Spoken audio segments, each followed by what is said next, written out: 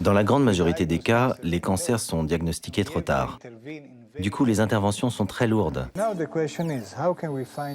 Aujourd'hui, la question est comment faire pour déceler les cancers plus tôt. Mais chaque intervention d'imagerie pose un problème radiologique, lié aux brûlures causées par les radiations.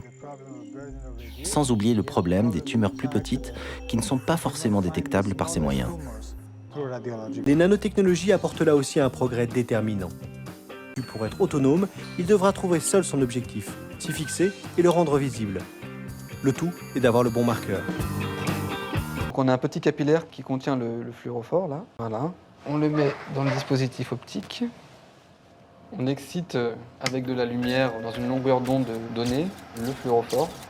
On voit bien le signal fluorescent au travers du lézard. Le fluorophore, il va dans les vaisseaux sanguins, et les vaisseaux sanguins peuplent tous les organes.